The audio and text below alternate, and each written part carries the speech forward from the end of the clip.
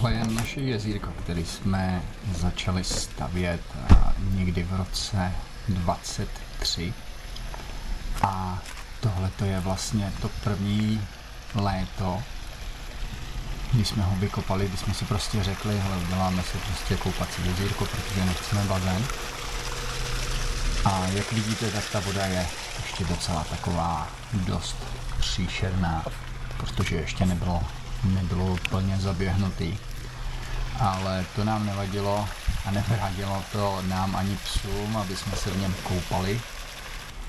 Denča to používala vlastně na zalejvání, protože vlastně celá myšlenka našeho koupacího jezírka bylo hlavně koupat se v něm, ale taky využívat vlastně tu vodu nebo ty jezírka jako takový sběrací nádrže pro dešťovou vodu.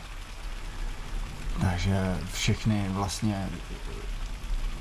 všechny svody ze střechy tak jsou plánovaný do toho vlastně sbírat tu dešťovou vodu, plus ještě samotná plocha těch jezírek, která je asi nějakých 150 metrů čtverečních, tak ta pozbírá taky strašně velké množství vody. Ale jak vidíte, i v takové neúplně dobré vodě, tak jsme se koupali, protože to absolutně perfektní. A chtěl jsem jenom říct, že tohle to jsou vlastně jezírka, které jsou totálně bez jakýkoliv drahý filtrace, bez jakýkoliv chemie, prostě čistá, živá voda, není to taková ta mrtvá voda, chlorovaná v bazénech. Tohle to je skutečně živá voda. Prostě v té vodě život, ten biotop, ale ten biotop samozřejmě potřebuje nějaký čas na to zaběhnutí, aby se vlastně tam namnožily ty dobré bakterie, jak se říká, ty nitrifikační bakterie, které pohlcují vlastně všechny ty živiny z té vody. A ty živiny, kterými se živějí ty jednobuněčný zelený řasy. A tím pádem vlastně tu vodu čistějí hlavně ty bakterie, nějakým způsobem i ty rostliny. Ale jediný, co potřebujete v tom jezírku, mít co největší plochu toho prostoru vlastně pro ty nitrifikační bakterie. Tady to už je záběr teď z přítomnosti. Je to vlastně o 2 roky později a ten biotop už je zaběhnutější.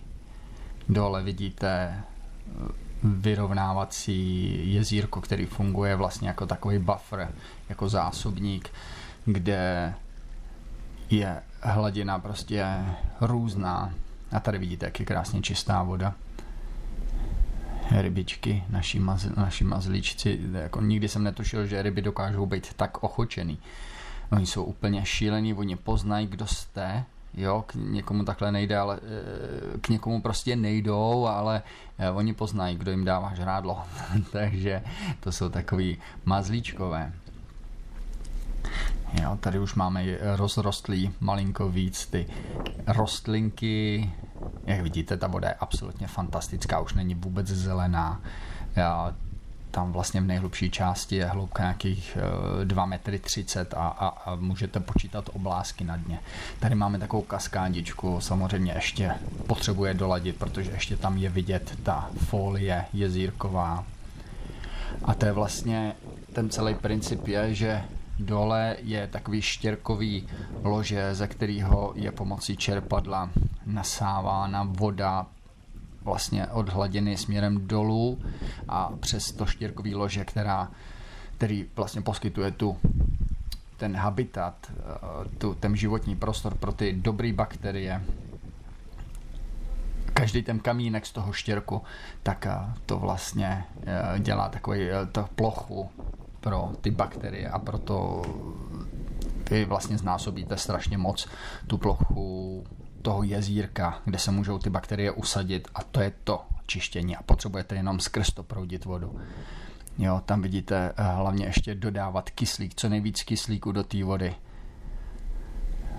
A tady to spodní jezírko je právě jakoby to vyrovnávací, tam hladina tam kolísá a tlačí se odtamtud voda do té kaskády a z kaskády teče do tohohle jezírka a z tohohle jezírka to přetýká zase zpátky do toho spodního, ale tady je pořád stejná hladina. Takže to je pro dnešek všechno. Kdybyste měli nějaký dotazy, tak klidně napište do komentářů a pokusím se vám na to odpovědět. Mějte se a smějte se.